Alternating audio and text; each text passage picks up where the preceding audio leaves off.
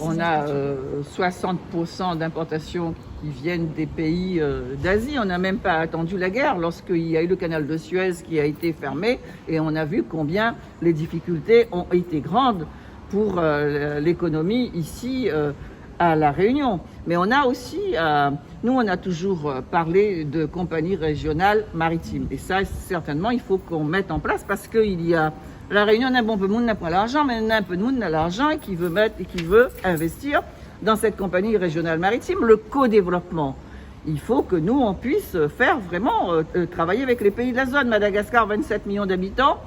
Il faut travailler, parler avec le gouvernement malgache pour que le peuple malgache, on produit du riz pour 27 millions d'habitants, mais qu'on puisse aussi produire un peu pour nous, notre riz. Développer la coopération régionale. Bien sûr, développer la coopération régionale et développer aussi, parce qu'on a entendu ce matin, on a tout l'aliment pour bétail qui vient des pays d'Amérique latine, qui vient du Brésil, etc. Est-ce que vous ne croyez pas qu'on puisse travailler avec la Tanzanie, avec le Kenya, qui fait un paquet de fleurs pour toute l'Europe entière, et que ces pays-là ne sont pas seulement des pays où il y a des productions minières, mais il y a aussi des productions agricoles, il y a le maïs, etc. Et que l'on peut travailler parfaitement. On a parlé de ports et on sait parfaitement que les ports en Afrique du Sud, Durban, tous ces ports sont sursaturés. Et donc avoir une compagnie régionale maritime pour travailler avec les pays de la région, au Mozambique, d'où nous venons, d'où beaucoup de Réunionnais viennent, il y a un port en eau profonde, le port de Nacala, ça peut faire la liaison entre Nacala et également Mayotte, La Réunion. Vous voyez que quand même il y a quelque chose. Et tous ceux qui ont pensé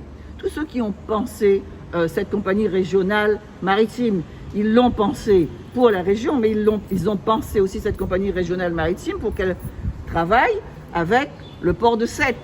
Et que l'Europe aussi n'est pas oubliée, c'est pas seulement dans la région. Et donc c'est tout cela.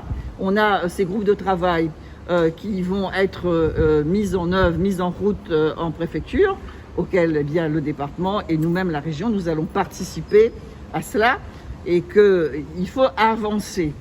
Il faut avancer, et c'est pour cela on ne se parle pas assez. Il faut que l'on se parle. Là, ce matin, beaucoup de choses, beaucoup d'informations ont été données aux uns et aux autres qui viennent de milieux différents, qui sont des entreprises différentes, puisqu'on a les importateurs, les exportateurs, le monde agricole, tout ce monde-là qui était là, les entreprises, le MEDEF qui était là, et également les CPME, tout ce monde-là était là. Et donc on a partagé, on a besoin de partager.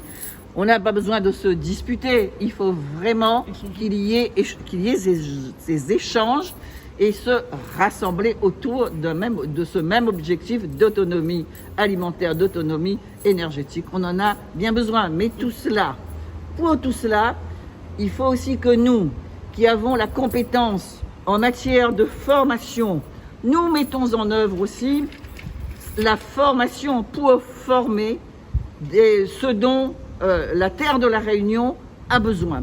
Et c'est pour cela que le pacte que l'on a perdu, on avait perdu les années précédentes plus de 100 millions, et que nous remettons en route le pacte pour la formation. On a besoin de former des enseignants, on a besoin de former des ingénieurs, on a besoin de former des ouvriers, on a besoin de former des agriculteurs.